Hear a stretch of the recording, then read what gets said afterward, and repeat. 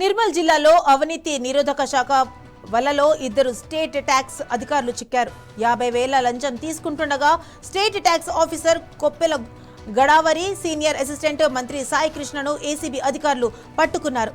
Audit రిపోర్ట్ను అనుకూలంగా ఇచ్చేందుకు మొదట 1,00,000 లంచం డిమాండ్ చేసినట్లు ఆరోపణలు ఉన్నాయి. చివరకు 50,000కు ఒప్పందం కుదుర్చుకున్నట్లు ఏసీబీ అధికారులు తెలిపారు. లంచం మొత్తాన్ని స్వీకరిస్తుండగా అధికారులు ట్రాప్ చేశారు. నిందితుల చేతులను నిర్వహించిన రసాయన పరీక్షల్లో పాజిటివ్ ఫలితాలు వచ్చినట్లు అధికారులు వెల్లడించారు. ప్రభుత్వానికి పన్ను నష్టం కలిగించేలా అనుకూల ఆడిట్ రిపోర్ట్ ఇచ్చేందుకు ఈ లంచం డీల్ జరిగినట్లు ఏసీబీ అధికారులు అనుమానిస్తున్నారు. ఇద్దరిని అరెస్టు చేసిన అధికారులు ప్రత్యేక ఏసీబీ కోర్టులో హాజరుపరుస్తున్నట్లు తెలిపారు. ఘటనపై మరింత దర్యాప్తు కొనసాగుతుంది.